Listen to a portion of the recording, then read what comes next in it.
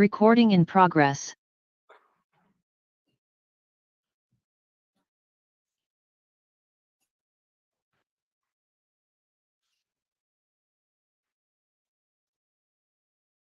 We're going to call the meeting to order. My name is Sid Crampton. I'm the chair of the commission and would like to ask Melissa to do the roll call, please.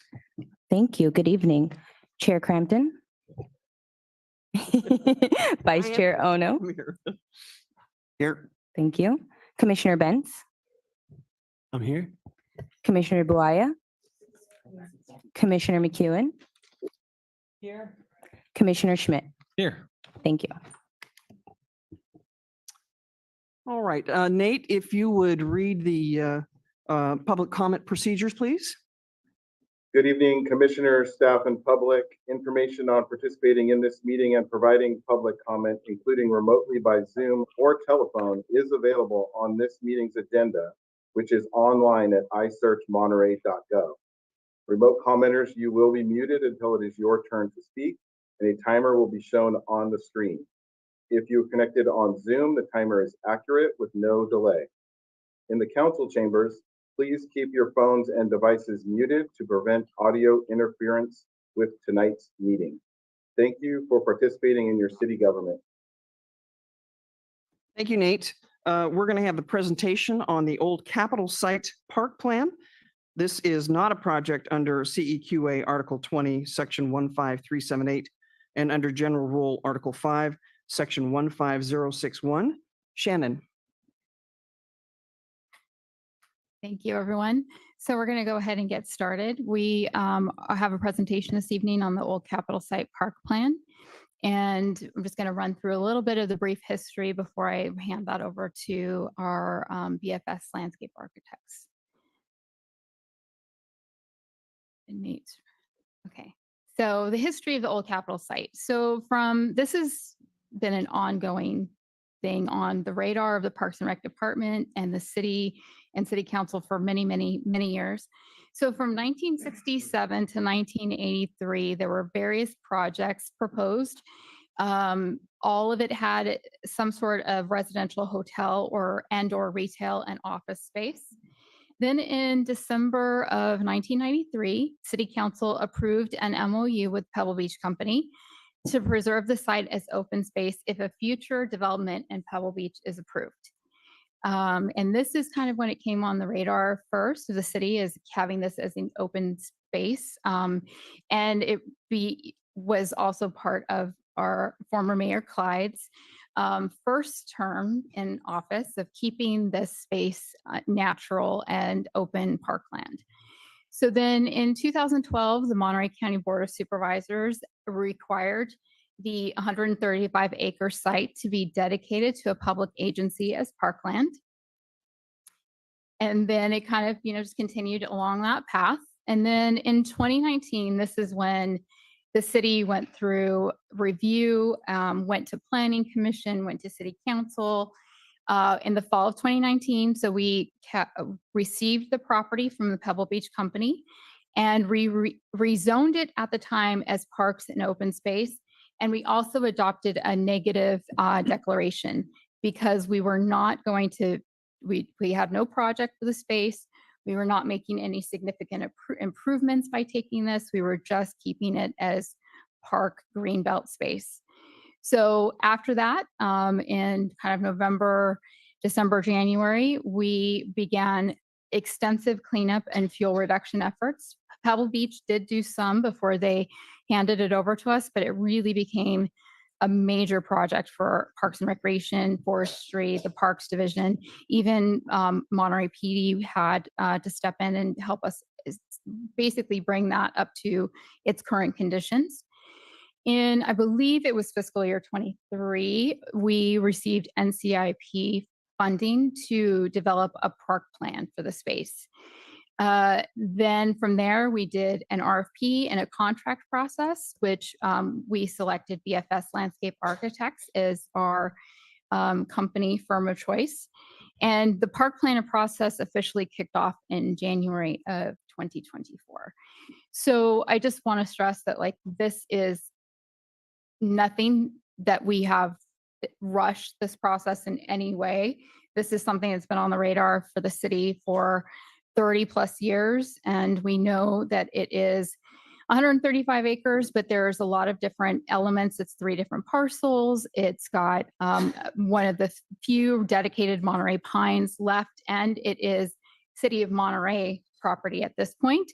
And we know that water's limited. We know housing is absolutely not an option anymore for the site. And there's just various things that we have to deal with. And because of our neighbors, we're neighbors to Montage, we're neighbors to the military. We have houses near us and other properties. So I want to stress that yes, we've had the property since fall of 2019, but this has been something that has always been in consideration for the city of Monterey and the Parks and Rec Department, and that's kind of where we're at. So I would like to call Beth Matz from BFS Landscape and Nicole up here. They will give a presentation, but tonight's meeting is going to kind of run in terms of a presentation for BFS. They've got quite a bit of information because they've been very in-depth at that site, working with various parties. We'll have initial questions from the Parks and Recreation Commission. We will take public comment, and then we will have follow-up from Parks and Recreation Commission. At this point, this evening is just a presentation. There is no vote. We will bring this back to Parks and Rec Commission. The plan is probably August with a formal plan and kind of fill you in on the next steps for that. But for this evening, that is kind of the flow of the evening. And I would like to have Beth and Nicole join me, and I will go sit down and let them take over. Thank you. Good evening, commissioners. My name is Beth Matz, and I'm here with my counterpart, Nicole, and we work at BFS Landscape Architects. And I think we're waiting for our presentation. Perfect.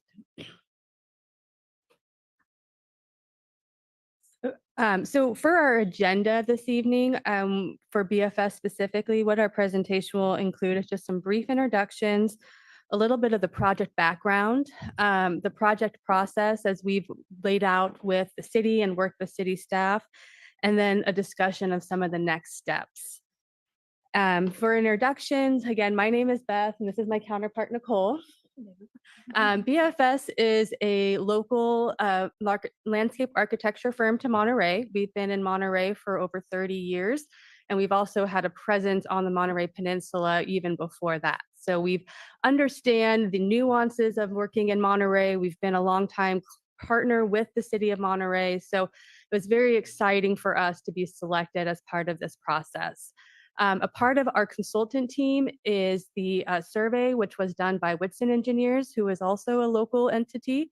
Our biology was done by EMC Planning Group, another local entity, and our forestry review was done by Vaughn Forestry and Land Management, who is based out of Santa Cruz, but has done extensive work within the Monterey Pine Forest, Pebble Beach, and such. So one of the key components for us as we were preparing our team and preparing our proposal is we really understood that we needed to have a local team who understood the local opportunities and constraints for this site, because there are many.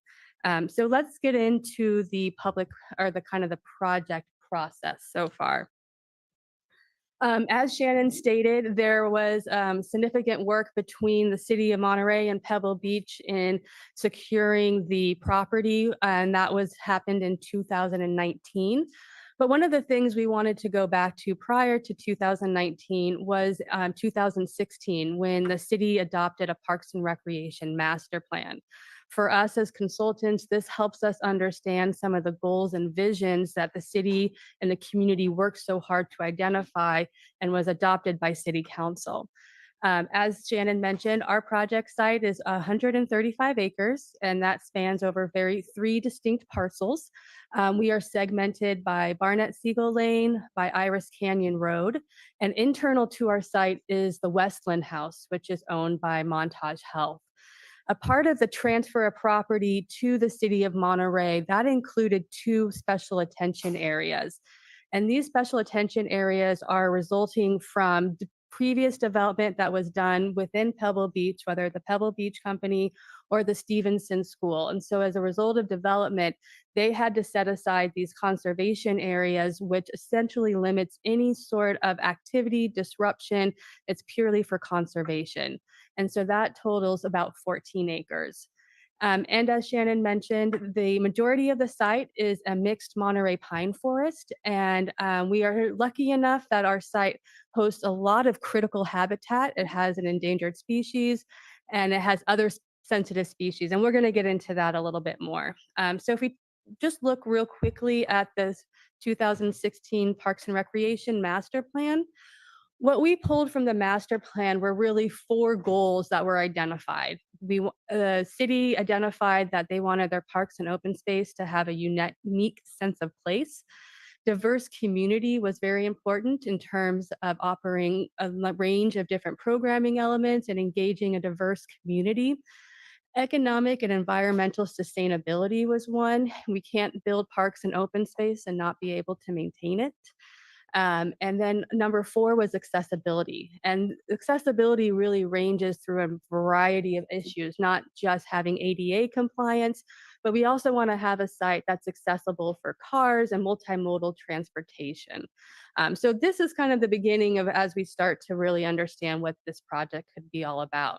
And so if we go to the next slide, this is just a quick view of the project parcels. We have the 3 distinct parcels here, as you will see. You can see the Westland House as a little bit of its own island, and that really butted up against both the special attention parcels. We also have 3 distinct drainage corridors that run through this, so that water is running down the topography and going out towards the ocean, so that creates some special habitat as well.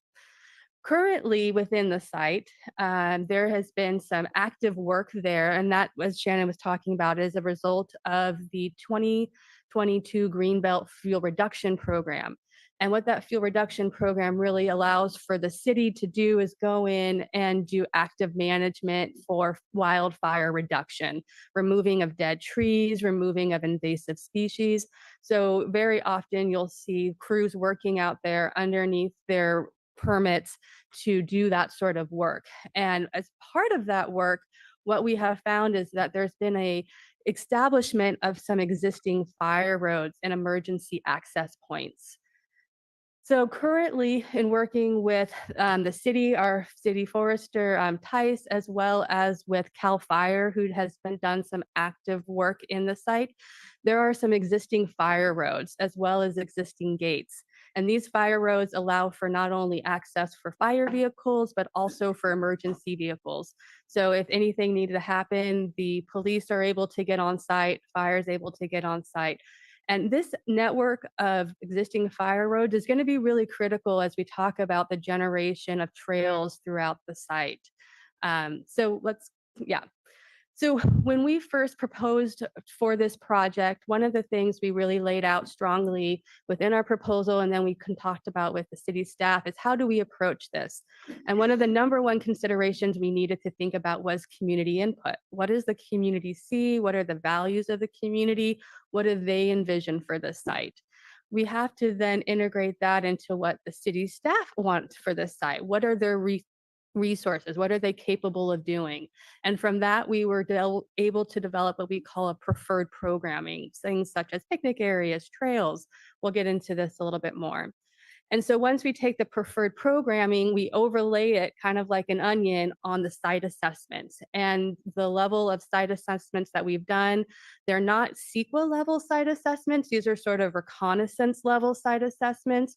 We will have to do a lot more, and Nicole will talk about that in a minute. And then we talk about what the city resources are. And so all of this comes into developing conceptual design options, which is what we're bringing to you folks tonight. And just a little bit of the project timeline. Oh, if you could scroll back a little bit. Yeah.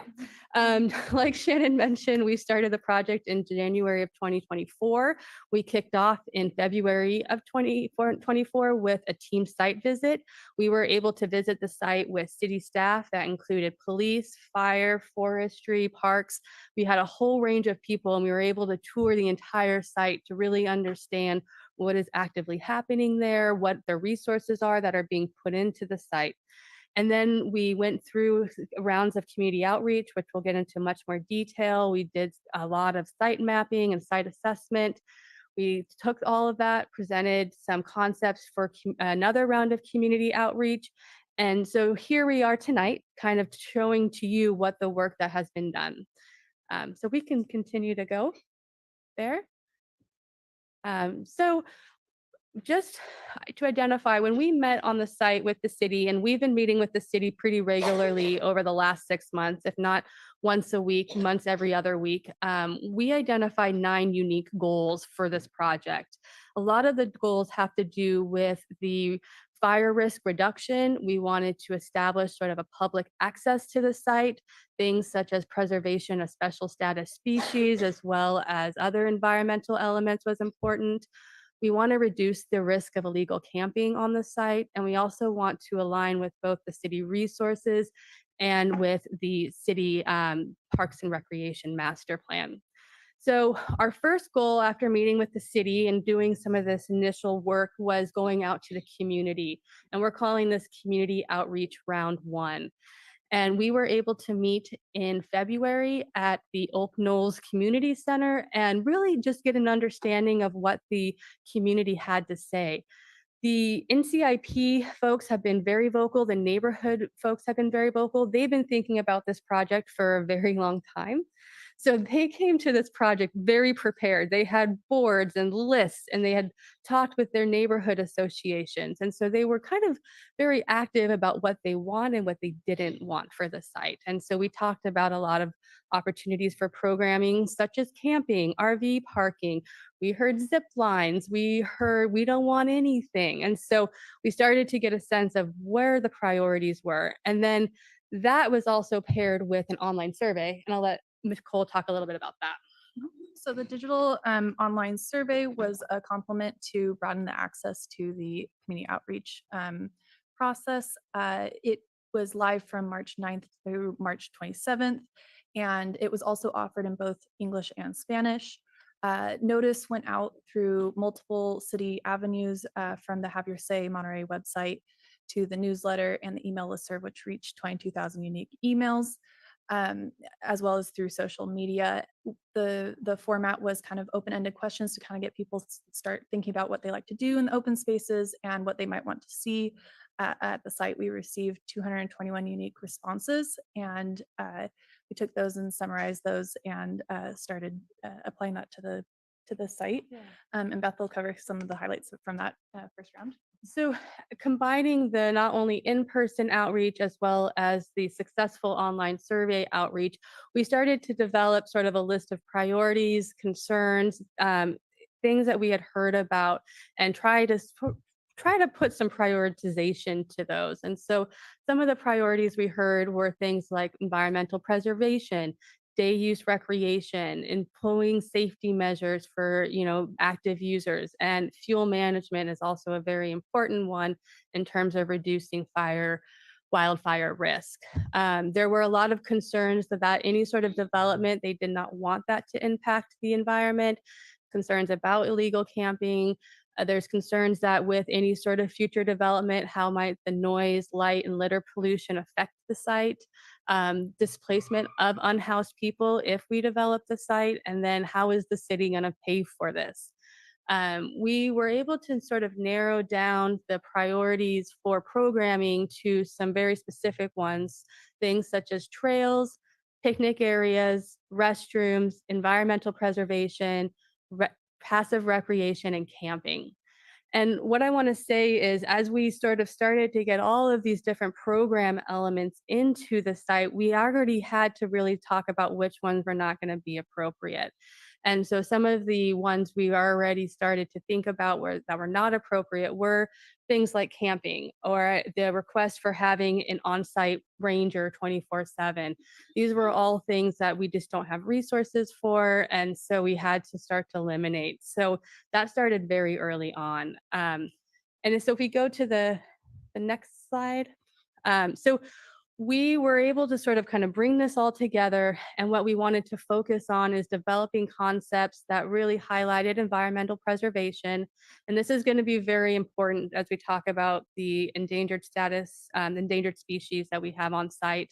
We wanted a centralized trailhead with off-street parking. We had talked a lot about whether or not we could do shoulder parking versus off-street parking, but it seems like the safest avenue for us was doing something off-street. We wanted to do restrooms, and we're thinking about the use of porta potties or some sort of waterless restroom, as well as trail development and interpretive development as well. And so as we started to narrow down the preferred programming, we go into initial site assessments, and Nicole will talk about that. So as we received community input and as we received the mapping throughout the spring, we applied those, we analyzed those kind of with the aim that the ultimate plan would receive a MND during the CEQA, which is not part of our scope, but that would be the next step. And we considered a lot of the different categories you see on the screen. For brevity, I'll probably just cover a handful of these. Next slide. So one of the mapping that one of the consultants did was site boundary mapping, and the purpose of that was to identify property lines and parcels, easements, deed restrictions, utility lines. They also provided the team with digitalized topography mapping and a really high resolution imagery, which was great. Ultimately, these kind of presented constraints to the project in that the easements and deed restrictions have limitations to what you can do, particularly the special attention areas are for preservation of habitat. The extent of what can be done in there is basically vegetation management, as well as the utility lines that were identified do not actually serve the project site. And then confirmed from the site visit that there's some challenging topography, which will be the last slide I'll speak about, but moving to the next one. To zoom out a little bit and look at the regional context and connectivity and some of the kind of sub-goals in the Parks and Rec Master Plan. Regarding pedestrians, there are no sidewalks along Barnett Segal Lane and Iris Canyon Road. So there's no immediate pedestrian access from the surrounding neighborhoods, as well as bikes. This is the TAMC map for the Monterey Peninsula, and it identifies both those roads as just shared roadways. At the moment, the right-of-way improvements to include those types of infrastructure aren't within the project boundaries or scope.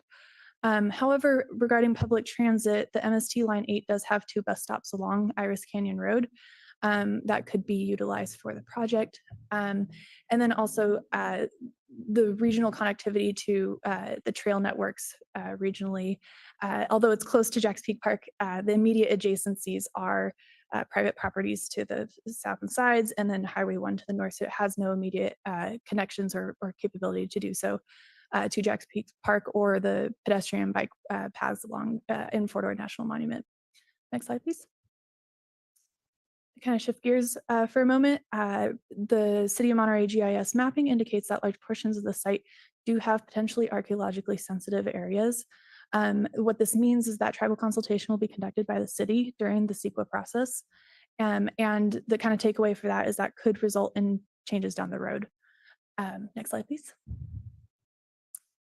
Another, the biological mapping in the future during the CEQA process could also change the concepts. The purpose of the kind of preliminary overview mapping was to identify any special status species that occur on the site and their critical habitats. These carry legal protections and regulations.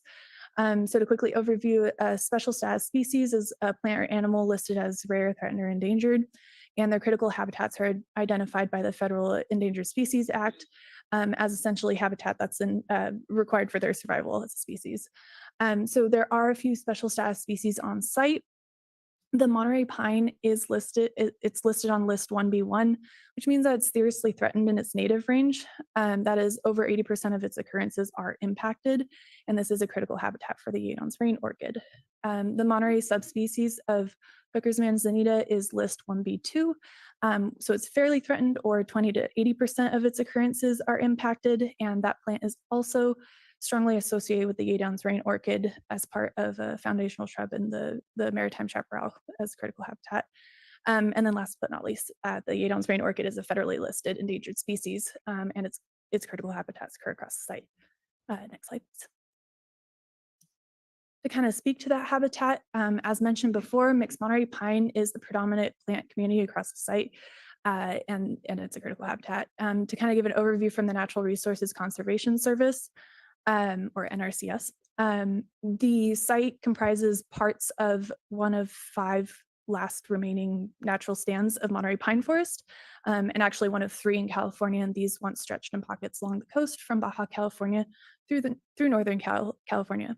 They also identify threats as urbanization, recreational development, fire suppression, pests and diseases, and also relevant to this site is indigenous stands are also threatened by genetic contamination through crossbreeding with like nursery stock, and that can make them more susceptible to further decline. Next slide, please. And then the endangered orchid that it supports, this mapping, it's the teal areas within the white boundary. And this comes from the California Natural Diversity Database, and these are known occurrences. So this is just this is one data set that's already known that that's where they occur. And so the sequel level surveying that would happen under that under the initial study, basically this would be likely to expand through that. The mitigation measures would also be determined during the CEQA process, but they're not going to be any less than 2 to 1 by area. So for habitat loss and disturbance, that's going to be habitat preservation and restoration. This ratio could be much higher, so ultimately this presents a constraint to the project that could result in concept changes. Next slide, please. To speak a little bit more about the Yadon's rain orchid, so it's federally endangered. The U.S. Fish and Wildlife Service also identifies it as locally endemic just to northern Monterey County. They've identified 5 geographic regions that it's only found in, and that's about 15 miles south of Monterey Peninsula to a little north of the Elkhorn Slough Moss Landing area. And its number 1 threat that they've identified is development through habitat loss, habitat fragmentation. Regarding the on-site occurrences from the previous slide, these are approximately 69 acres of the 118 acres not permanently protected as part of the special attention areas.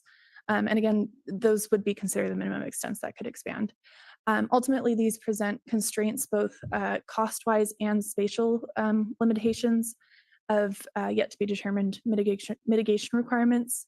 But that's going to apply to any development that touches those areas. And ultimately, the takeaway from that is that development should be minimized to reduce the impact of those areas as much as possible. Next slide, please. So we also did a couple suitability analyses from soils and slope perspective regarding the soils. The right column with kind of the 4 warm tone soils, those are going to have suitability implications for things like trail planning, restrooms, on-site ranger facilities. These have, for the restrooms and ranger facilities, these have shallow restrictive feature, in this case, lithic bedrock. So with no water and also no sewer serving the site, that's going to have limitations for something like septic. So there's limitations to what can be done restroom-wise there too. These soils are also classified by the NRCS as having high to very high runoff class. And so that's going to have implications for, they've identified those as hydrological stressors that it could impact water quality of the drainage corridors. So those are important to keep in mind. Regarding the green soil type, which you can see is kind of across most of the site, and you'll see in the next slide, it's also kind of the more flatter areas. These have considerations for all trail planning as well as the project as a whole, and amenities and recreation types requiring a large area of land. This is a identified soil of statewide importance. So that's going to have considerations under CEQA as well. Next slide, please. Sorry.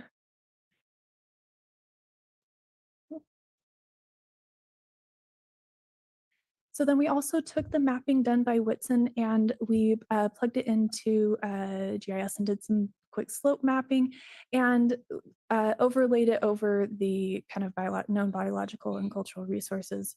And so the left column of slopes is potentially compatible depending on the programming. The slopes on the right are likely incompatible. These have suitability implications for a lot of things, including site access and the parking area. That's going to want to be something like less than 5%. And so where you can put those that trailhead is going to be a little bit of a puzzle there. And so this also has implications for trail planning. There's a lot of best practices about the trail slope itself, the hill slopes along the adjacent to the trail, to avoid erosion, sedimentation. And then we, as part of the Parks and Recreation Master Plan, we do want to make sure that we're considerate of, during the community outreach, we got some input that there's not a lot of open spaces or natural features that are accessible, ADA accessible. So looking at those slopes that help us plan for ADA accessibility, universal design guidelines, and as well as some physical challenge and making sure everybody has something on site. And then regarding amenities and recreation types requiring a large area of land.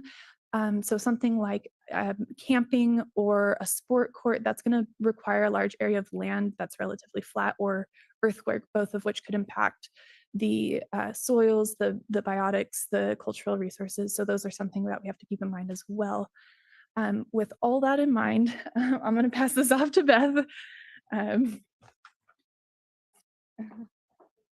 right, thank you, Nicole. So I hope you guys got that great lesson.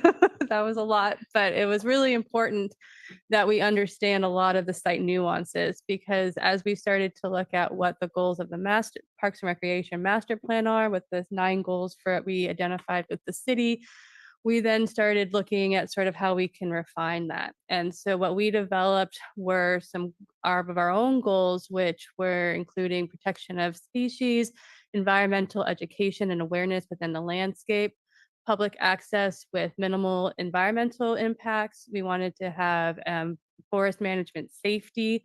And we also wanted to reduce the illegal camping that's happening on the site. And one of the most important things is we need to align with the CD resources, their staffing, their time, their funding, and their ability to sort of take on a new park parcel. So as we talked about, some of the suitable programming amenities that we think would be good for the site included sort of a small 10-car off-site parking area that would also function as a trailhead.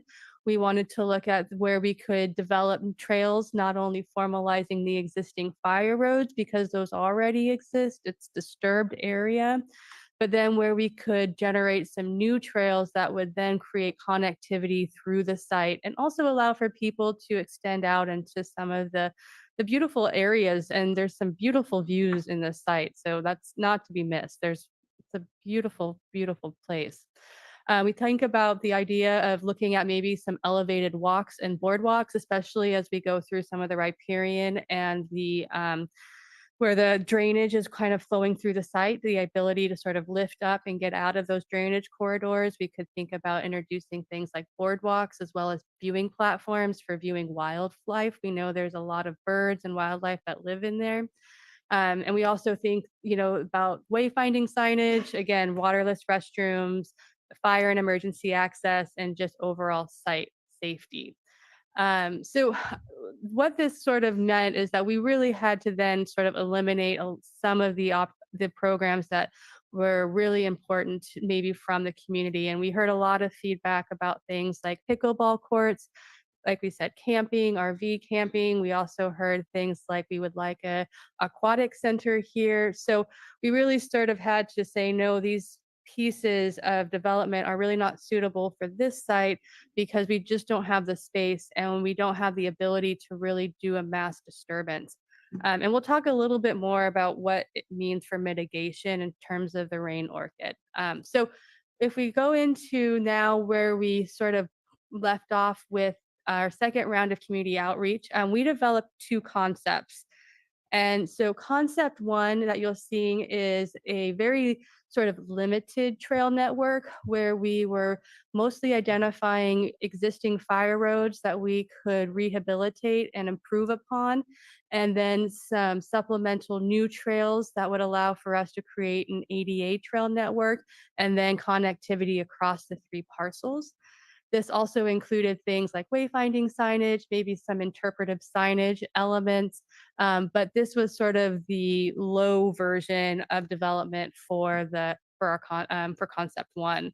Then if we look at concept two is a little bit more further developed. There's a little bit more new trail generation. We're formalizing almost all of the existing fire roads. And we're also sort of reaching out closer towards where the riparian habitat is, kind of to the north of the Westland House, and sort of maybe developing a corridor through there. And then as we get up closer up to the top where Vieja Road is, we were looking at maybe extending up the topography towards that to really capture some of those iconic Monterey Bay views. And so the differences between the two sites is one has about 2 miles of trails, the other one we're looking at about 5 miles of trails. Both sites have a parking lot that would be considered. They have some limited interpretation elements, boardwalks, restroom, and then obviously connections to the MST bus stops and such.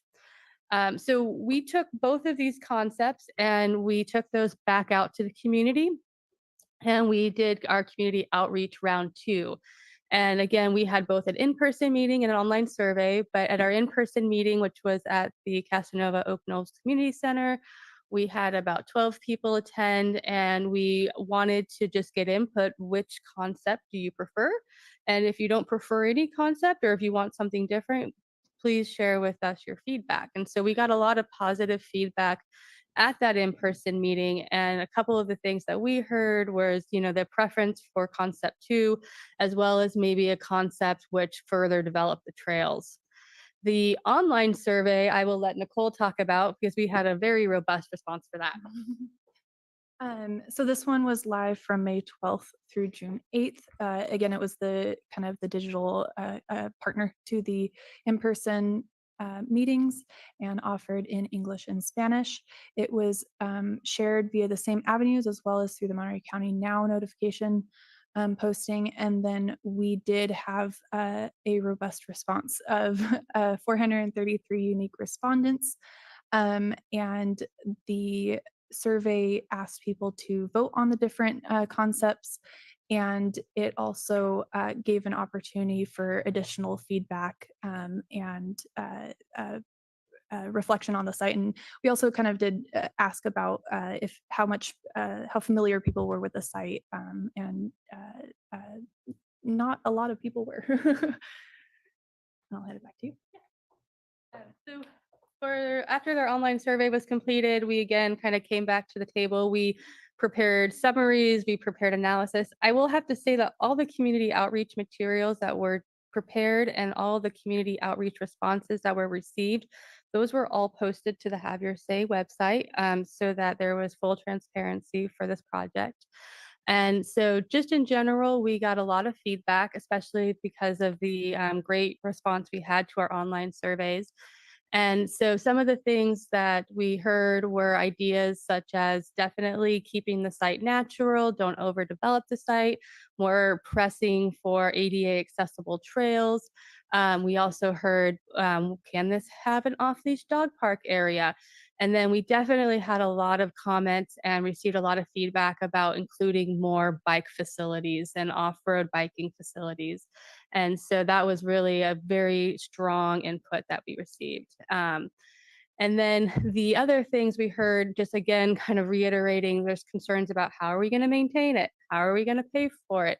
What's this going to do with our fire risk? And where are people going to park if the parking is overflowing? So definitely we're starting to kind of get some of those concerns as well. But I think what we really felt really strongly about is that the trail development for this site was appropriate for the site. The ability to open up trails to this public was really important, and the ability to then provide accessible trails, to provide a level of environmental education, and then also definitely include some restrooms as well as parking. So if we can go to the next slide, we're just wrapping up. So tonight, what BFS is here to do is we're just here to strongly recommend the development or kind of the moving forward with concept 2. We think this is a concept that really well meets the needs of both the city as well as the public. We think the development of trails and the use of trails is going to be extremely popular. We also know that with all of this work, there's going to be a strong cost and there's going to be a strong amount of work that needs to be done in terms of the disturbed area. When we think about how much land we're disturbing that is associated with the Yadon's rain orchid, that does not come without a cost. So what will typically happen is we will go through the CEQA process. The CEQA will identify where the Yadon's rain orchid is occurring. And then after they identify it, then we have to go and get our environmental permits. So it is very more than likely we will definitely be having to get permits from entities like the California Department of Fish and Wildlife, the the Regional Water Quality Board. We could potentially having to get permits from the U.S. Army Corps of Engineers if we're disturbing any of the riparian corridors and where it's disturbing the street, like any sort of stream bed alteration. And that will then come with its own level of review and comments. And so what we can't anticipate, and I want to really reiterate, is that we think if we disturb 3 acres of Yadon's rain orchid, we may be responsible for having to then replace that with 6 dedicated acres of Yadon's rain orchid habitat. But we won't know that final number until the CDFW, until the permitting agencies review and give us their permit conditions. And when we talk about what it means to put things into sort of conservation easements, there's some cost there. One is a cost to the city of Monterey. They have to then put that into an easement, and either the city of Monterey can hold a conservation easement or they have to look for a third party to hold a conservation easement. So there's a cost for that. There's also a cost then for the ongoing mitigation, restoration, and monitoring. And unfortunately, the city of Monterey cannot be an owner. They cannot own, they cannot have the easement, and they cannot have do the monitoring and management. They can only do 2 of those 3 things. So there would have to be a need for the city of Monterey to either partner with someone to either hold the easement, which would be a cost, or they could have to maybe pay someone to do the not only restoration, but the ongoing into perpetuity monitoring and restoration, making sure that the rain orchid is successfully thriving and adapting to the site. So those are some considerations that we have really had to kind of grapple with, and how it really kind of has started to limit what we can and cannot do here. So for us, the next steps, if we go to the next slide, is that future budget planning for this project will include looking at budgets for CEQA preparation. We'll need funding for jurisdictional permits and fees. There'll be fees for doing the construction document and building permit fees, as well as construction implementation. There's the mitigation and monitoring costs that we talked about, and as well as the annual city maintenance costs. And I think I can speak on behalf of the city. Right now, there has been no funding set aside for any of this. So this is all to be determined money. And so what we're looking at tonight is getting the input of you folks, getting the input of the community, having some dialogue, and then coming back in hopefully August, so that we could then have you folks vote and say, yes, we support this plan and we support the city staff and BFS taking it to city council. And the goal would be, once we take it to city council could then approve us to go into the CEQA initial studies. So we're hoping that we can accomplish that by the end of fall. So That's our kind of our presentation, and we're happy to answer any questions. Beth Nicole, thank you so much. That was an excellent presentation. I even understood it. That's great. We are now going to open it up for public comments. Nate, could you give the instructions, please? Yes, thank you. The process for receiving public comments are as follows. Speakers need to be identified prior to public comment opening. If you are in the chambers and you would like to speak on this presentation, please stand or raise your hand, and I will give Admin Assistant Martinez a few moments to gather those numbers. But at this time, also, if you are online and you would like to make a public comment on this item, please use the raise hand feature or press *9 on your phone. And we'll give everybody a moment to make sure to either stand or raise your hand, or press the raise hand feature or *9 on your phone.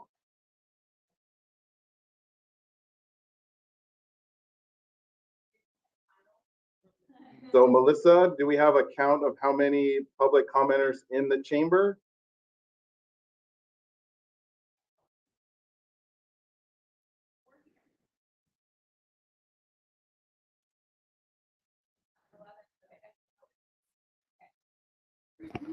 We have 11 in the chamber, Nate.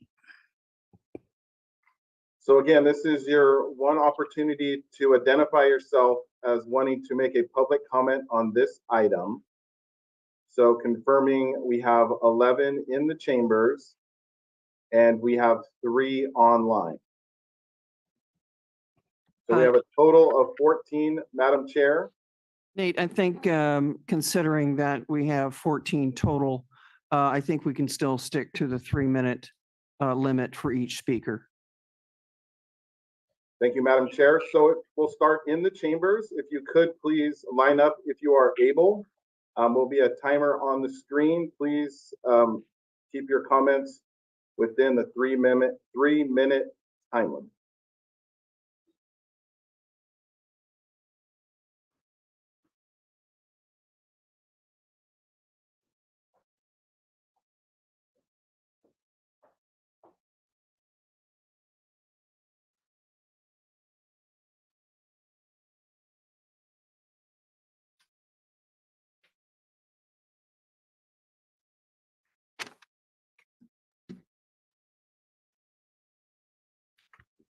Okay, thank you. My name is Peter Barrage, and I'm the Communications and Outreach Chair for the Monterey Off-Road Cycling Association.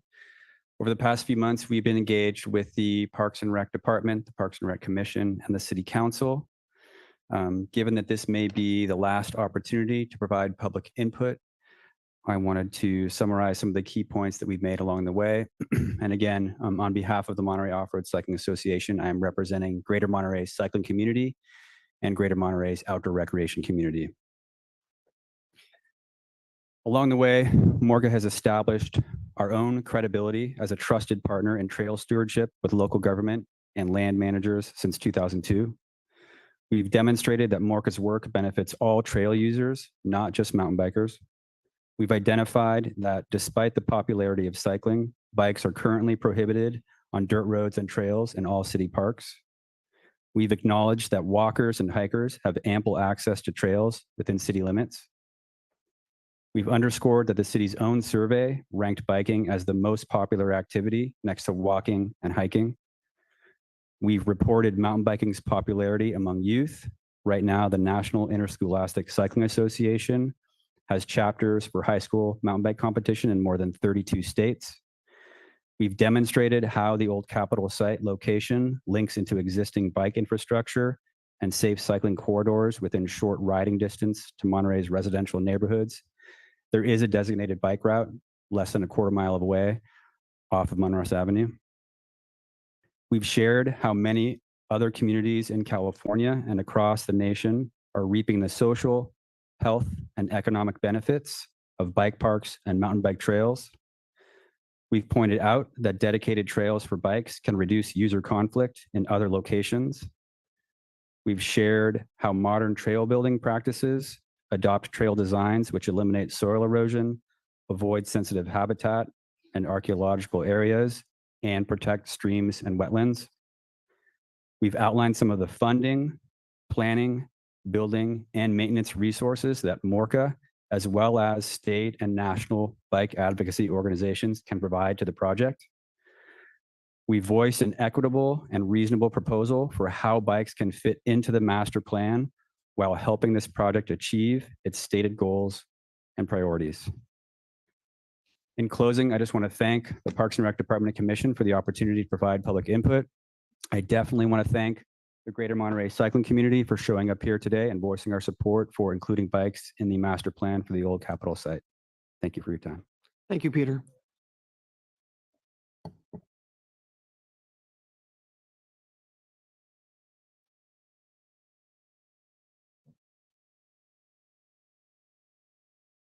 Can I start when okay. Hi, my name's Henrietta Stern.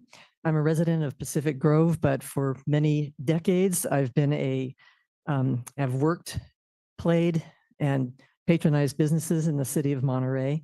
I actually I'm a retired environmental planner who spent many hours in this very building working for the Water Management District many years ago.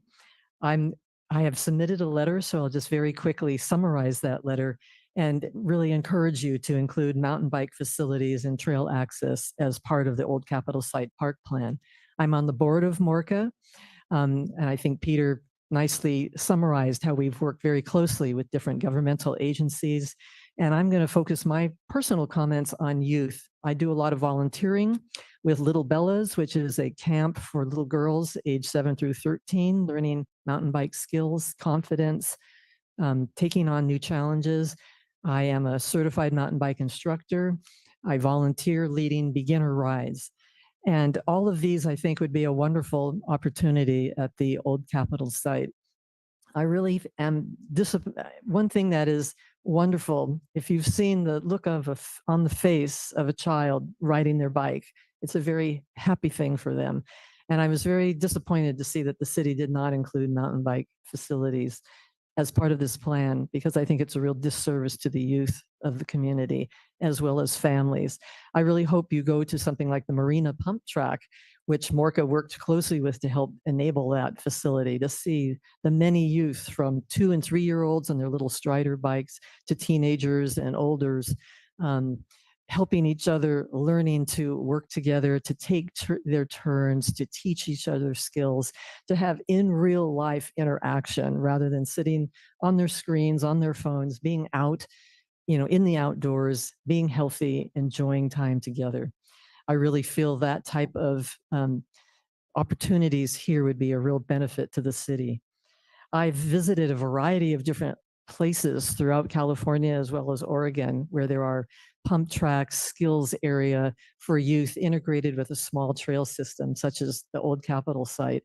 And it's a real asset to those communities. You see the families out enjoying time together, patronizing local businesses, volunteering, giving back. People like me and other members of MORCA would be happy to help lead skills, instruction, etiquette, respect for nature, and really teaching the next generation of outdoor recreationists how to do it right in a respectful manner.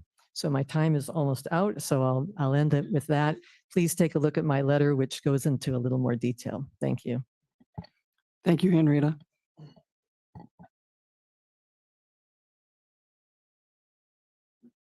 Hello, I'm Mike Dawson. I'm a neighborhood president in the Alta Mesa neighborhood. I've had several calls about the possibility that mountain bikes would be used in what we consider our park. And one of the most interesting ones was from a neighbor in Jack's Peak, which is directly adjacent to the park. It was a one word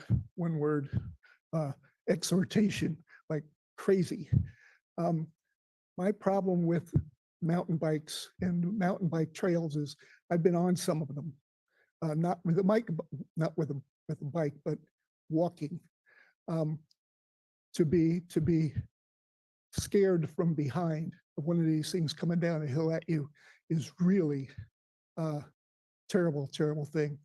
I think that there's a danger involved in interspersing hikers and bikers. I don't think that's a smart idea. I think we've seen some difficulties on our own rec trail where a bike is going a little fast and will just sort of trample somebody. So I think I'd like to see a park that's quiet, that's serene, that's safe. I really don't think a lot of my neighbors would prefer to go to this park if there were mountain bikes on the trails. Thank you. Thank you, Mike. Hi there. My name is Taylor Merritt. Just got married, so I changed my name and it's getting hard. I am here. I've been involved with MORCA. I'm a local. I am a mountain biker. I've coached for several years and I've coached little kids all the way up to women in their mid 70s. It truly is an all ages sport. And I just want to reiterate that we are not advocating for multi-use trails. We have Fort Ord that has lots of multi-use. We're advocating for separate trails that allow bikers and hikers to be safe and separate.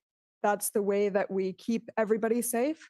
And it's a way that we can allow mountain bikers to, especially the kids and the high school teens who have to go to Santa Cruz to get any sort of bike built for bike features that they can improve their skills on. We're advocating for trails, some trails that are mountain bike specific so that we can build such features to help our kids and community grow in the sport in a safe manner where we don't have to interact with hikers and horses and that kind of thing. So thank you. I urge you to support mountain bikes in this plan. Thank you, Taylor.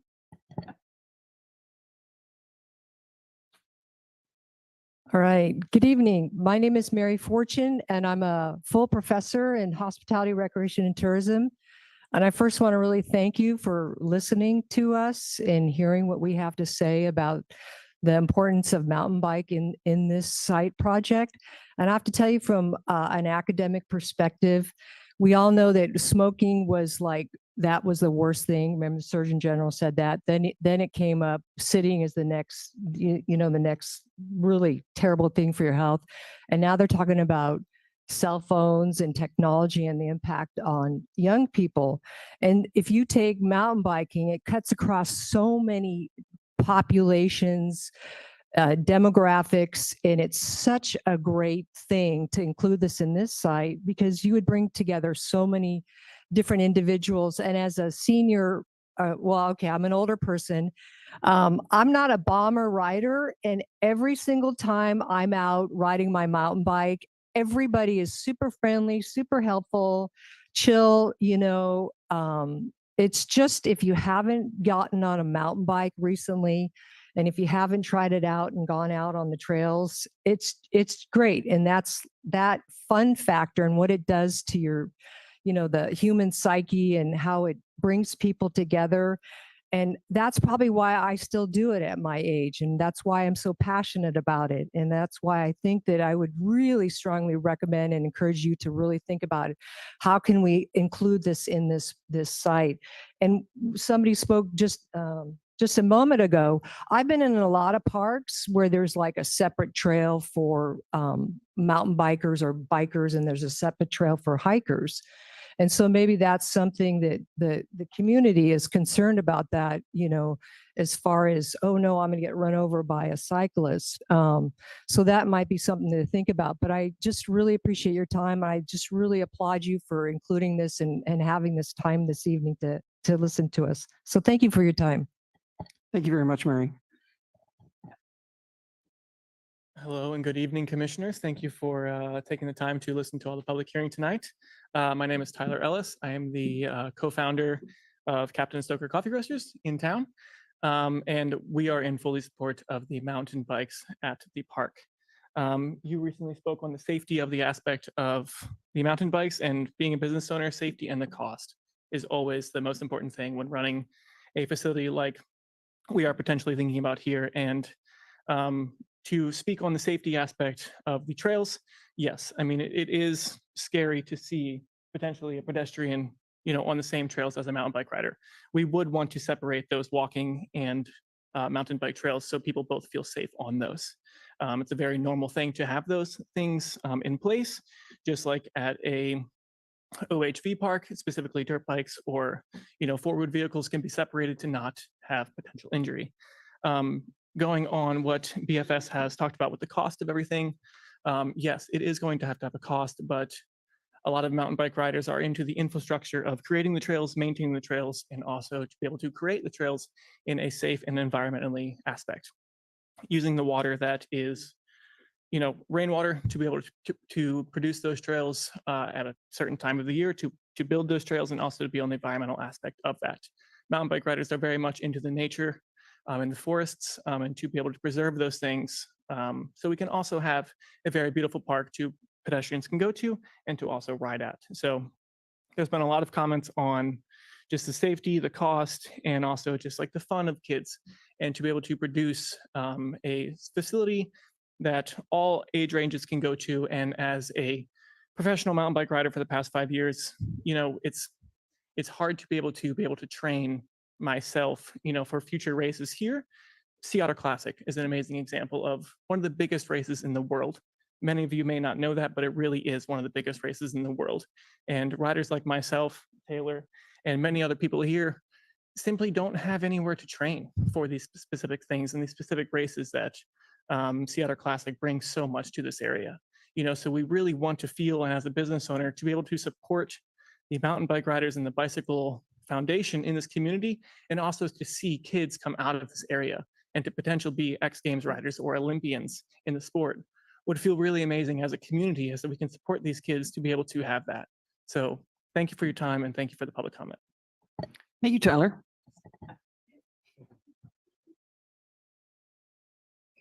Hello, my name is Nick Blaskovich. I am a local resident.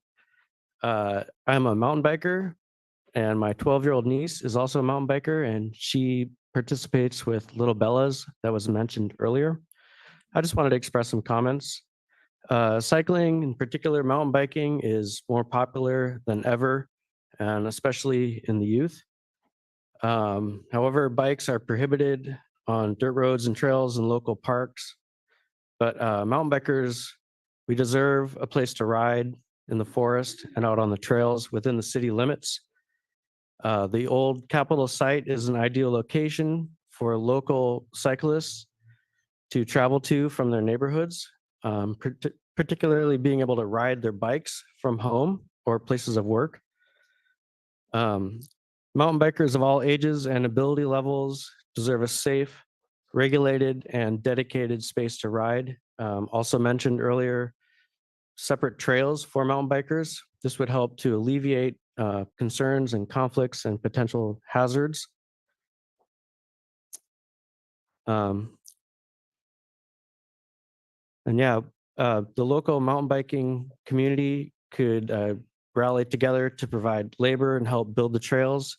I know a lot of mountain bikers are quite passionate about putting in work out on the dirt. No dig, no ride, as they say. And just want to reiterate how important it is to have a local place to ride. Fort Ord is accessible, but the majority of us have to get in a vehicle and drive there.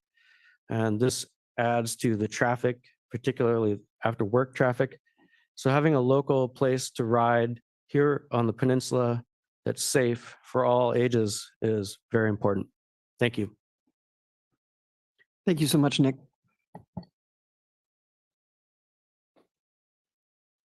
Good evening, commissioners. Thank you for the opportunity to speak on this, and thank you for pursuing this, what will hopefully be a great project. My name is Jason Campbell. I have been a longtime resident of the peninsula, mostly in Seaside, and I would strongly suggest that you put mountain biking in this plan, because it is a very, very popular sport, as you've heard already. I've had the luxury, actually, of traveling all over the Western US and some in Canada and seen some really fantastic bike parks up in Mount Hood, Post Canyon, Squamish, Canada.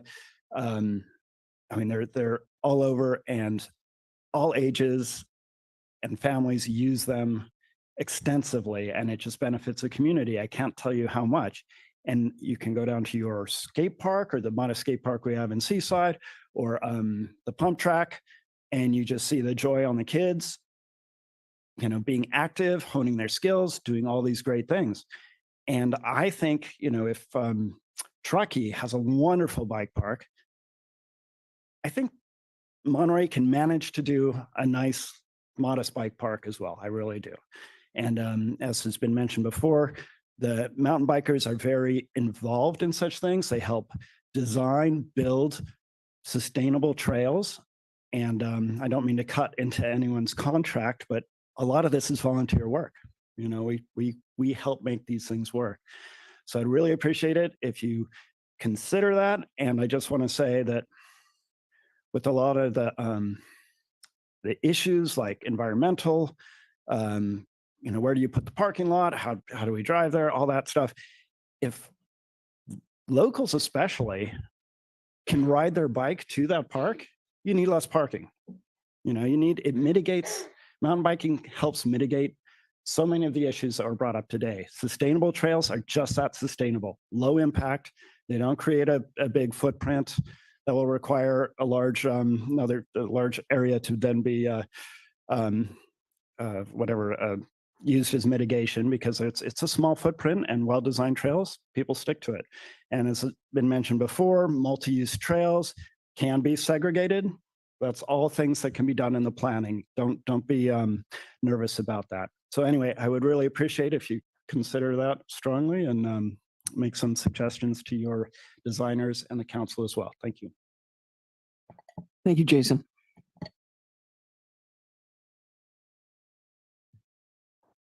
Good afternoon, commissioners. Thank you for your service. Esteemed staff, I miss you. I miss you too, commissioners. Clyde Roberson, retired mayor of Monterey, involved in this since 1981. If we at that time had seen this report that was so excellently done, it would have saved us a lot of angst and public hearings and trepidation, because Pebble Beach at that time was looking at a 300 to 500 room hotel, hundreds of houses on that hillside. After hearing this report, it's so obvious to me that this pristine special site has so many limits on it. Deed restrictions, endangered species. Pebble Beach Corporation giving the land in exchange for development. I must give a shout out to Dave Potter, who was a council member and also a supervisor who made that happen, by the way. How many cities are so fortunate to get 135 pristine acres free? That's so important. So hearing all this, and I'm very sympathetic to the bike riders. I've ridden a bike to and from school my entire career. From the very first day that my brother taught me how to ride a bike, I was 5 years old. He put me on the bike. He pushed it and said, "Don't fall." And that's how I learned how to ride a bike. But it's so obvious that this site is so precious. It's so pristine. There's so many limitations on it that we have to be super, super careful. I always thought a zip line would be great because my family thinks zip lines are wonderful. That got thrown out, I think.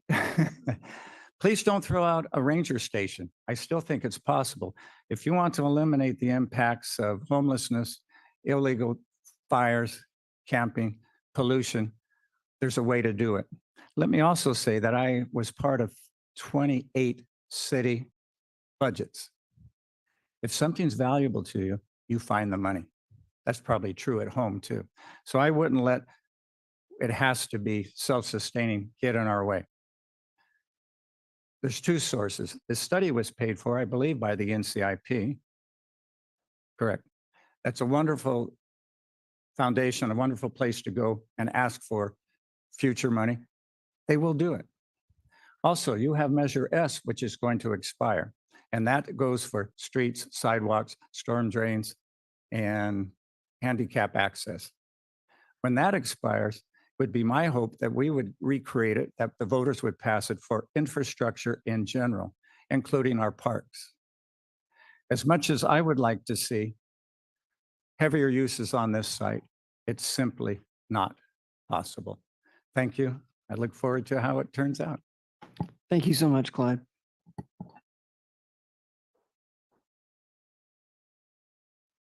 Good evening, commissioners, city staff, members of the public.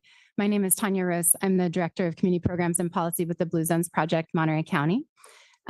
First of all, it's wonderful to receive such a thorough presentation from BFS, and it's great to see the excellent thought that is going into developing a new park and open space amenity in our community. These are vital for community health and well-being. Just providing public access, into these spaces is so critical. So I'm happy to see the city doing work in that way.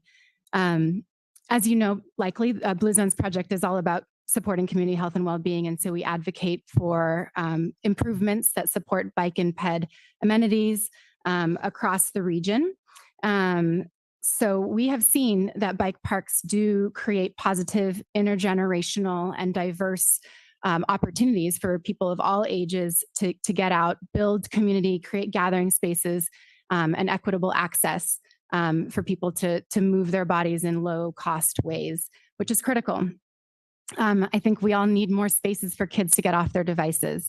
And if you've had the opportunity to go out to the pump track in Marina, it is incredible to see what's happening out there. Morca was a phenomenal partner along with the city there in making that pump track possible.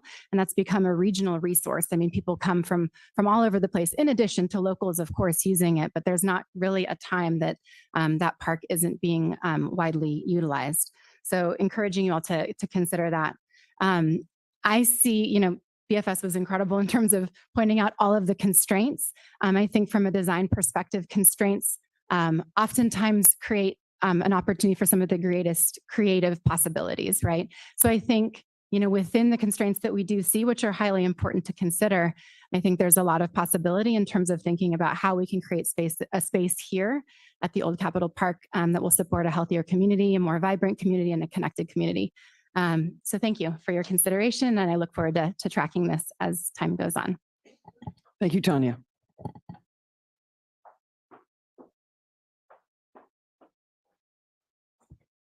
I want to also thank you for your service. I know it's time consuming, but at the end of the day, you're going to see results. My name is Dan Albert, and a longtime resident of Monterey. I have a question to ask or answer first. Is tonight the night that they're going to make a decision to move it on to the city council or not? Good.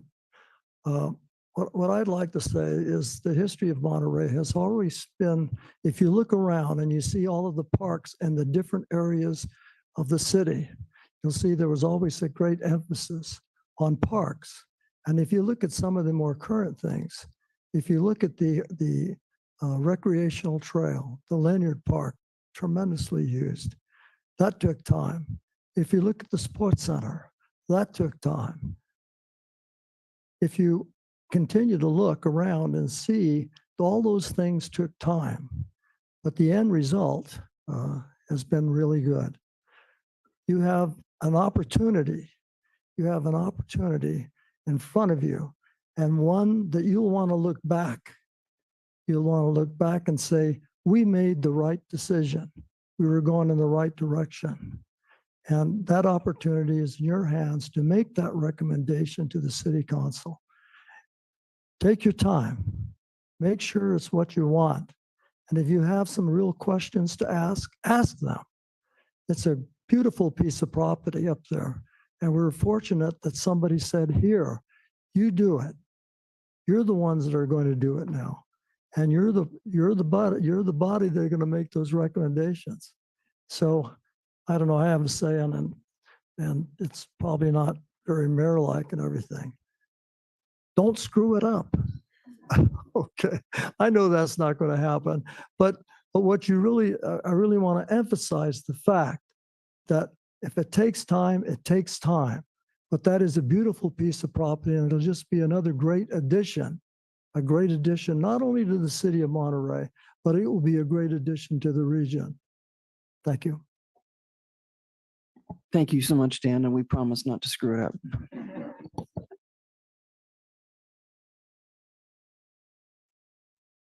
Madam Chair, now we will go to public comment online. Thank you. I will unmute Blake. You should now be able to speak. Commissioners, can you hear me? Yes, we can hear you. Thank you. Commissioners, I'm board president of Monterey Audubon Society. I'm a Peninsula native and I also own 50 acres that adjoin the old Capitol site. I speak as a resident, but also on behalf of Audubon members who live locally. And also thank you for your service and to everyone for their interest in and their ideas for stirring the future of the old Capitol site. Audubon's members and many old Capitol site neighbors, including myself, feel strongly the primary purpose of the old Capitol site is to preserve a rare piece of endemic forest biodiversity. Indigenous Monterey pine forest is truly unique, and the old Capitol site provides the city and community an opportunity to preserve something special and rare. I won't list the litany of rare birds, animals, and plants that depend on this fragile ecosystem, but there are many.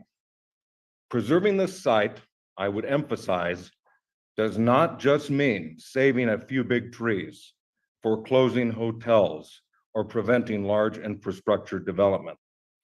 Preserving the site means protecting the web of interdependent species and niches that comprise the forest ecosystem. It means preserving native understory, mid-story, ground cover, and being mindful of the vast diversity of species that all depend on one another to persist and survive in an unchanging future. Much of the understory of this site was removed this spring and summer in the name of fire prevention. This caused widespread nest failure for ground nesting birds and mortality of other life forms too. Given the current stance of policymakers, this fire prevention first strategy is unlikely to change. Given these realities, I encourage the city of Monterey to remain focused on reconciling any recreational use of the park to biodiversity conservation imperatives. If activities in the park cause no further habitat destruction, modification, or harm, they can be allowed. If, however, proposed use cause any appreciable habitat damage, they should be foreclosed as inconsistent with conservation priorities. While hiking, equestrian, and cyclist use of existing fire roads or existing trails, whether made or de facto homeless trails, seem to have no categorical adverse impact, extensive new additional infrastructure, roads, or networks that materially disturb habitat should not be permitted. I would note you can bike and hike many places on planet Earth, but there's only one Monterey pine forest. Thank you. Thank you, Blake. Now we will go to iPhone. You should be able to speak. You just have to press *6. There you go. Hi there. My name is Patrick Jones. I'm a Monterey Peninsula resident, live in Pacific Grove. I run a treatment center that many of you are familiar with on Pine Ave.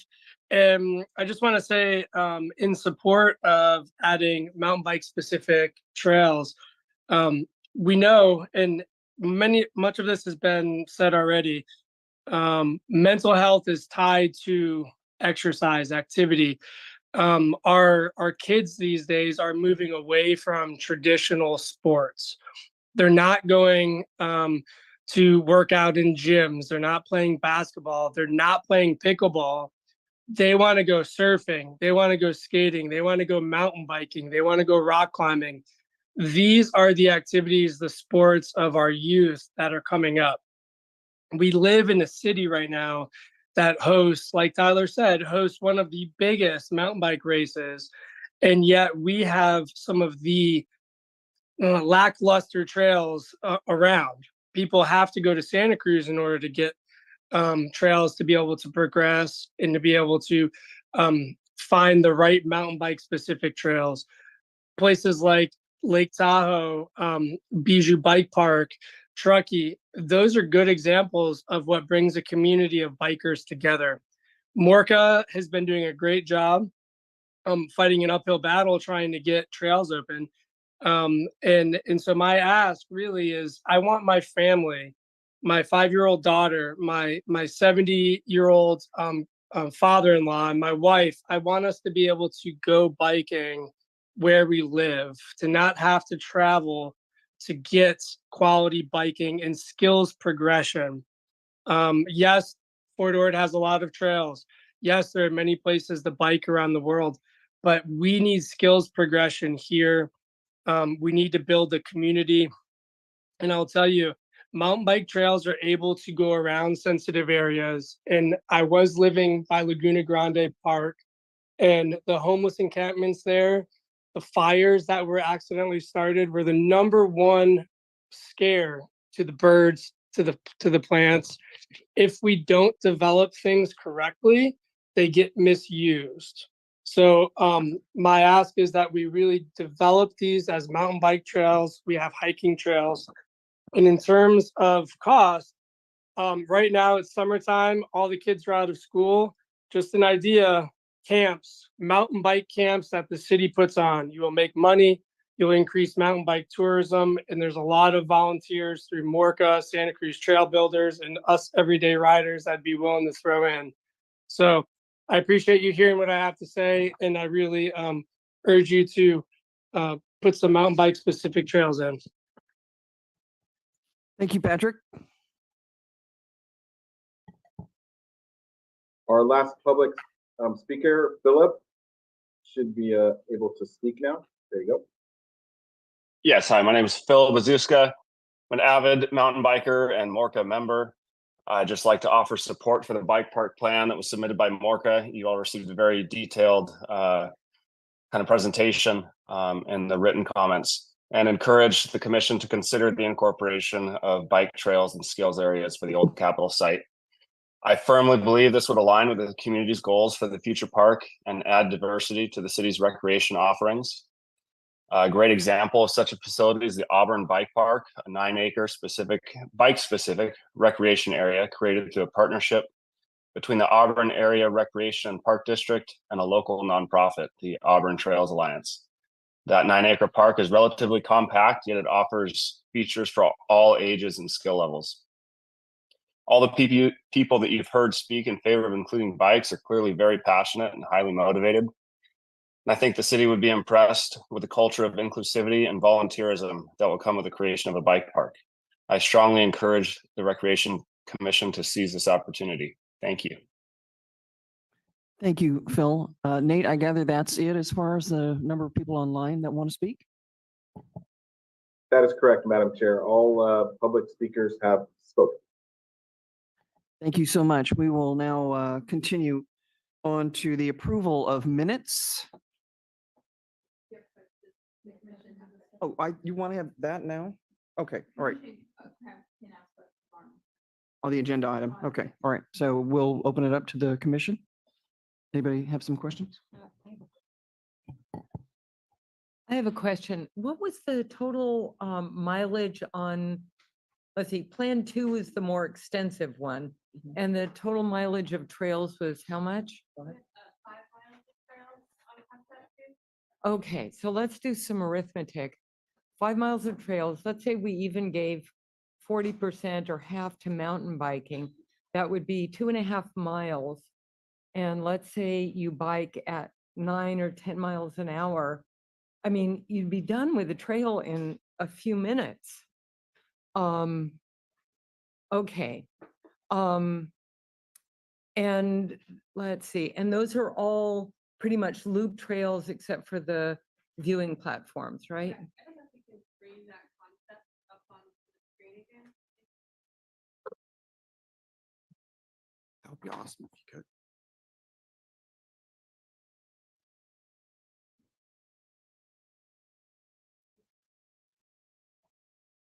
Yeah. To answer your question, yes, there are, concept two does have a significant amount of looped trails. There are some dogleg trails that extend up, especially up through the kind of steeper topography area that goes to the south towards Vieja Road. And there is also sort of a dogleg trail that extends out south of the Westland House or north of the Westland House to the sort of the riparian zone. So if you look at this here, you'll see that kind of where Vieja Road is, as well as where there's a little water thing there. There's a water tank. Thank you. There's a yeah, there's a Calam tank.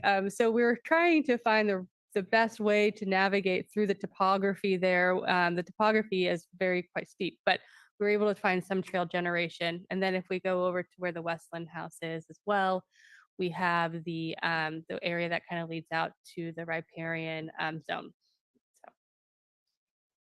Thanks very much. Yeah. So just to add though, I mean, we are hearing 135 acres, but when you take out the special attention areas, we're at 118. When you take out the areas of Yaden's occurrence, that's 69 acres. That brings us down to, at this point, 49 acres that might be usable without going into the full CEQA and actually doing a deep dive into where the Yadons is and the other environmentals we're having to deal with. So in terms of 135 acres, it's really not 135 acres that we have to program. And to my mind, the really, really limited number of trails possible. If it's just, I mean, really 5 miles, that limits, you know, what we can offer, I'm sure. Well, so 5 was for the number 2. What was the trail mileage for number 1? For concept number 1, we had about 2 miles of trails for that. And I think what you'll notice on concept number 1 is that we predominantly were using the existing fire roads, and hopefully we were going to be able to manage those and create sort of a safer trail network for trail users. Okay, so the concept 2, sorry, that is not using just fire roads? That's not using just fire roads. We are using an extensive amount. So the way to look at this is that you'll see that there are trails that have sort of a red dash through them. Those are the trails that utilize fire roads. And then we have trails that are just sort of a solid yellow, and those are new trails. And then the purple is sort of a top potential for an elevated boardwalk. So what we're hoping to do is sort of limit the amount of new trails in each concept. But what will notice is on sort of that central parcel 2, which is where we've sort of identified opportunities for parking. That is the flattest area of the site. So that's the area where, and that's the area where we don't have a lot of fire access. And so we were trying to create a new trail network in there that would predominantly serve sort of an ADA capacity and create some accessible trail trail networks for users. Do you, in terms of the non-fire roads, do you have an acreage of disturbance? Calculate that out. So I will say that when we go through CEQA, if we are formalizing the trails and we're using fire roads, that will be looked at as an act of disturbance. So while they exist and we know that hopefully we're not disturbing too much habitat, CEQA will look at that as disturbance area. So trail development, whether it's on existing fire roads or new roads during CEQA, that may not be differentiated. It's just, we know from a practicality point of view that those areas are already disturbed. So we can hopefully miss disturbing any sort of Yadon's habitat. And so, yeah, if they're in the habitat, then they count as disturbance in the Correct. habitat. Yeah. So unfortunately, it would change the use. So we would still have to kind of account for some mitigation there. Thank you. Christian? actually learned a few terms tonight that I hadn't heard of. I mountain biked when I was a kid, but I haven't for many years. But this pump track, I hadn't heard that till tonight. So I think a lot of us are assuming there's going to be this maze network of trails for mountain bikers to use. But I heard a lot of mountain bikers and potential interest in a dedicated site or zone in this area, which I think is a positive thing that we should maybe be more open to. And I'm going to educate myself on what this pump track is in Marina, because I honestly have no idea what it is, but I want to know more about it. So the number 2 project, that includes all of parcels 1, 2, and 3, portions of those. So, I mean, if I'm thinking a network or miles of track, there might be a zone in any of those parcels that might fit some kind of pump track or whatnot. But ears are open, mind is open. I don't want to screw it up, so I'm listening. But thanks for the info. Kathy?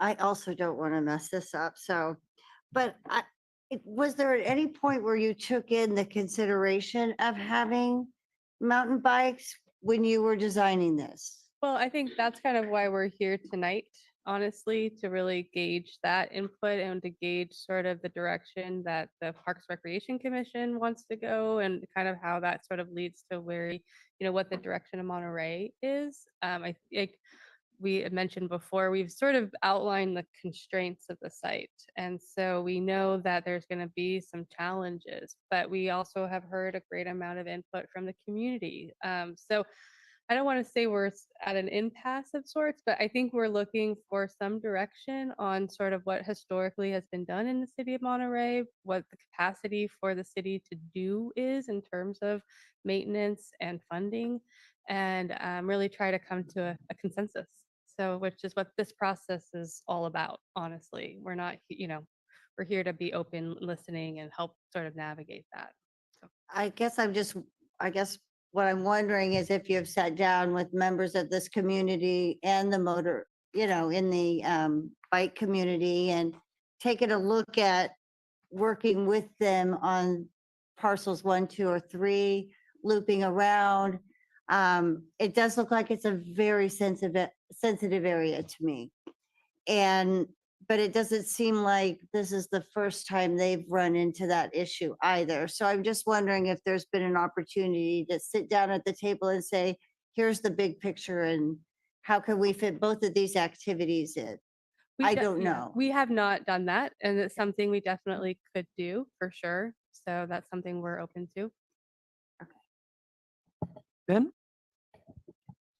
Yeah, I had a similar question to Kathy about, I could see during the public meetings that there were some people already expressing that interest in the bikes or having some sort of bike activity accessible there. I was curious more about, it sounds like there wasn't any kind of, you weren't looking into it quite yet, but now we're kind of considering it. Is that Yeah, I mean, the understanding right now?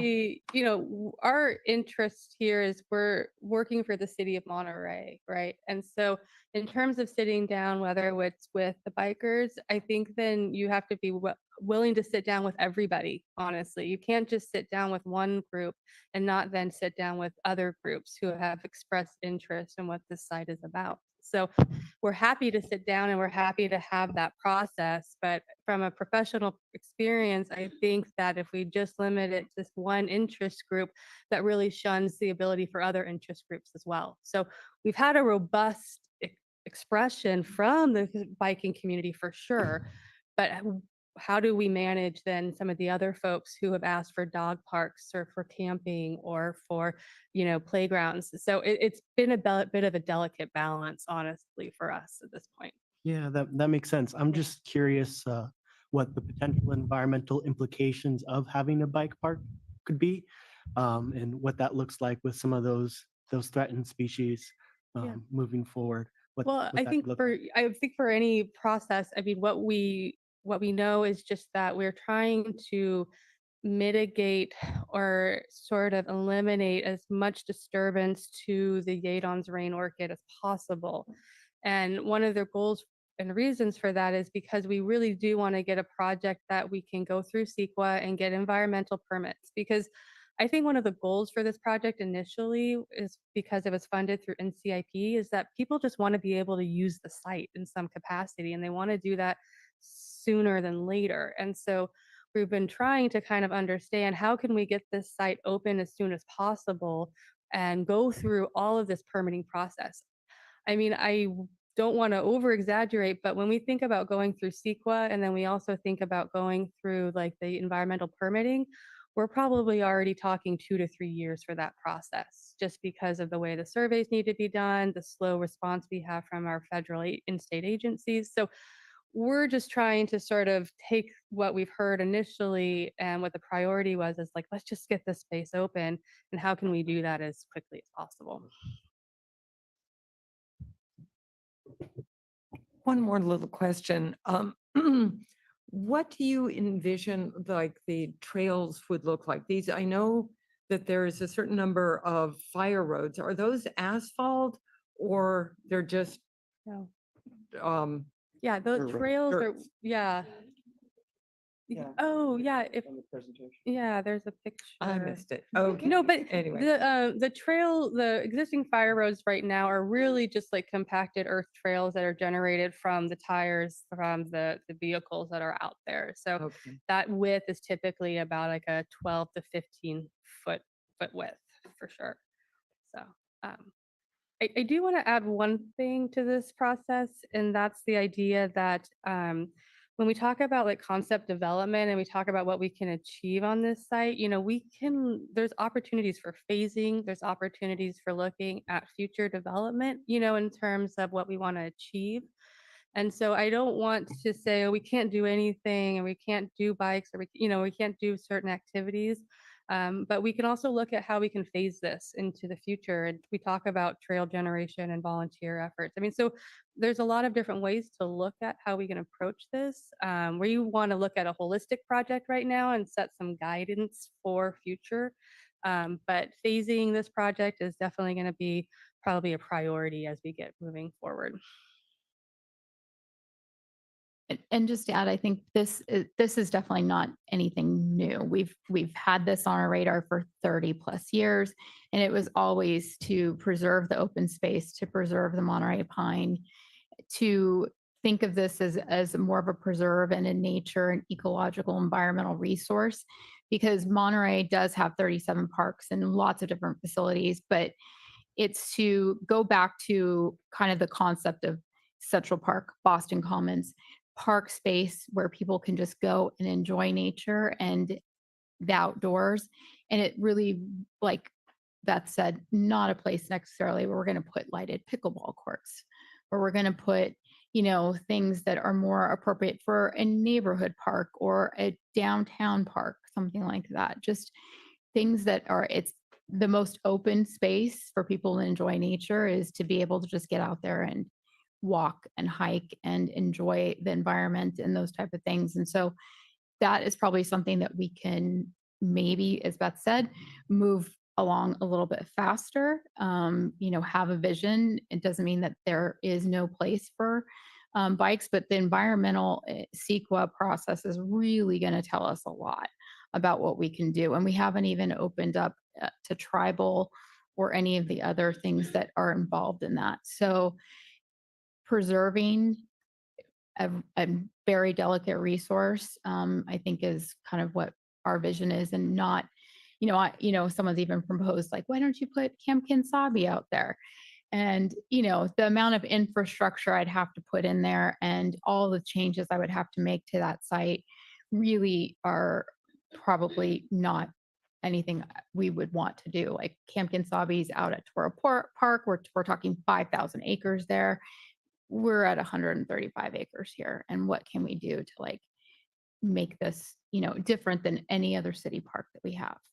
You know, we've got plenty of basketball courts, and everyone in Monterey lives within a 5-minute walk of a park or open space or beach, which is an example of a very healthy community. So what can we do in this situation that's different than your typical park? And that's kind of what we're. Thank you. It sounds to me like we may be putting the cart before the horse by even considering something like this as far as a bike in such a bike park in such a sensitive environment. And until we really know the CEQA results, we really can't even consider anything else at this point. Anything else? All right, then I think we should move on to the approval of the minutes. And do we have any discussion on the minutes? I move to approve. Do we have a second? Second. Do we have a vote? All in favor? Aye. Aye. All right, that motion passes to approve the minutes. Thank you. So at this point, we have the ability to have public comments on items that are not on the agenda. So if it has to do with the bike park, that's not something that we're going to address at this point. So Nate, if you could give the instructions on that, please. Yes, thank you, Madam Chair. So yes, this is an opportunity to make a public comment on items that are not on today's agenda. If you would like to make a public comment and you're in the chamber, please stand or raise your hand. Melissa, do we have any general public comment? Not in the chambers, Nate. And we also have no, if you're online, if you'd like to make a public comment, please use the raise hand feature, or if you've dialed by phone, press *9. And we have no public comment online. Thank you very much, Nate. We're now going to go to staff comments. Karen?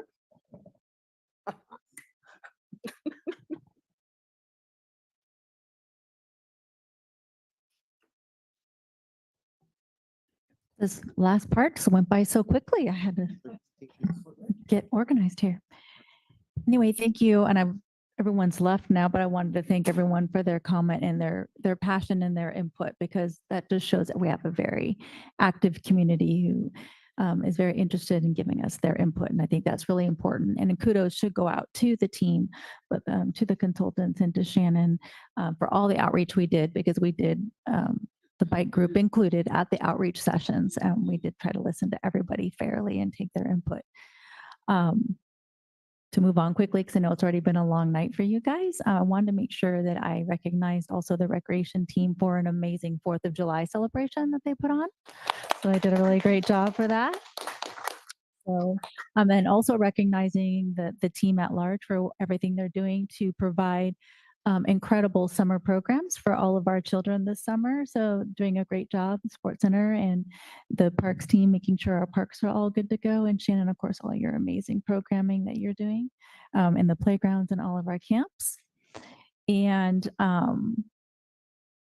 I also have a letter from Lacey, our commissioner that has had to resign because she's going to be moving and leaving the area. And so I didn't know if you guys had gotten the letter, so I wanted to read the letter to you.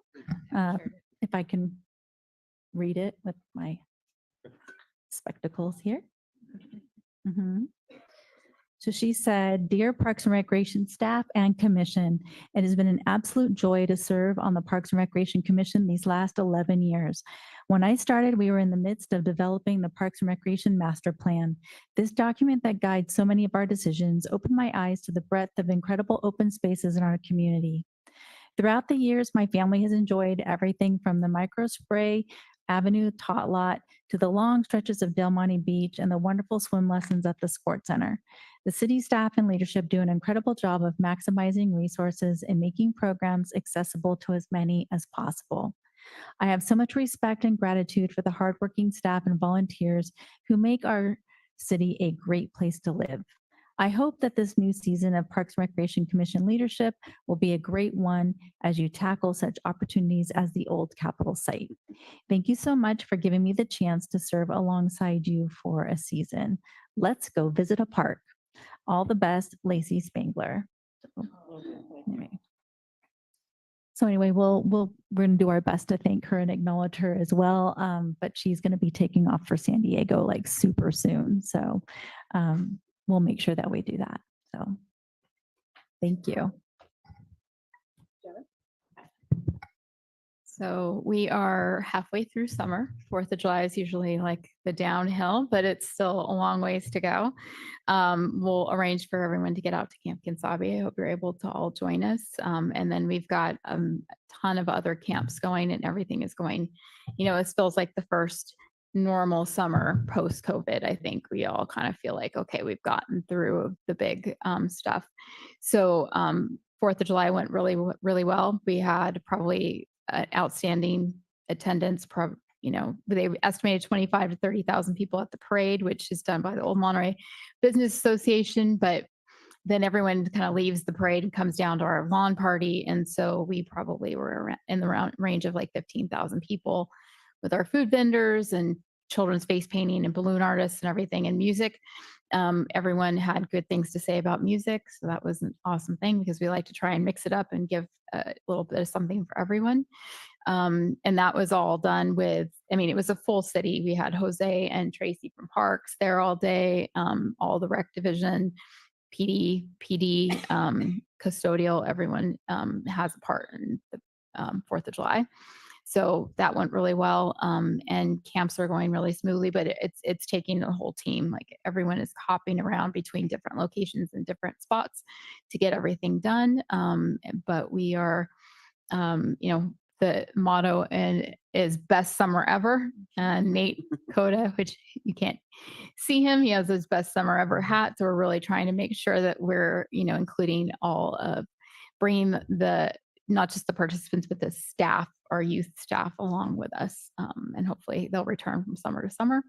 So everything is going good. And we'll just kind of keep our comments. We'll give you a big update about all of summer and everything that's happening at another meeting. From September. Bill? We're really busy right now.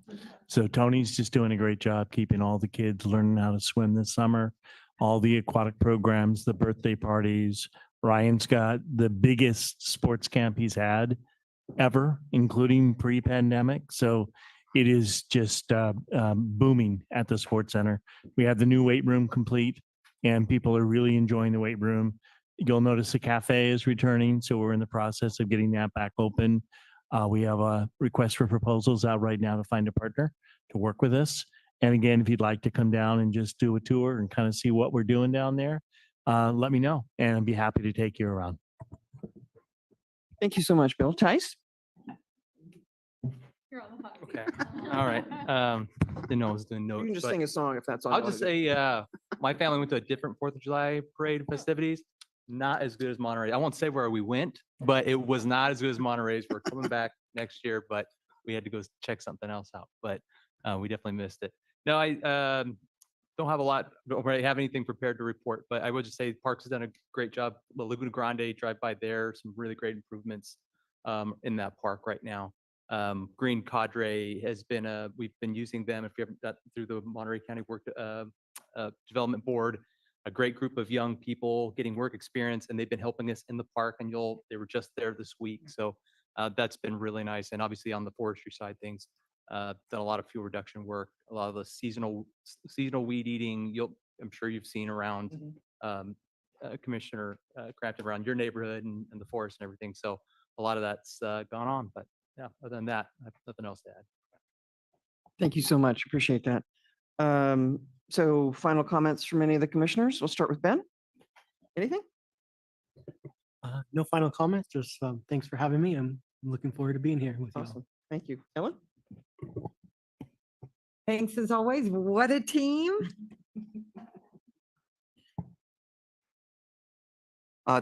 Yeah, thanks. And 4th of July was awesome again. Before my son melted down because it was too hot. It was amazing. Christian? I see a few bikers still out in the audience, and I did want to comment to the public. Thank you for engaging. That's why we are all here, is to hear what you all have to say and appreciate it. don't ever get discouraged. Keep on showing up, giving us your opinions, your thoughts, and we're going to continue to try to work as hard as we can for you guys. So thanks. Kathy?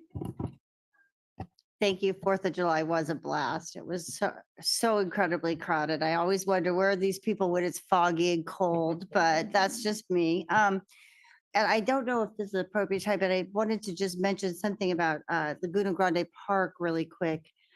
I walk there all the time and really noticed that there's a lot of pet waste and we don't have any bags there at all.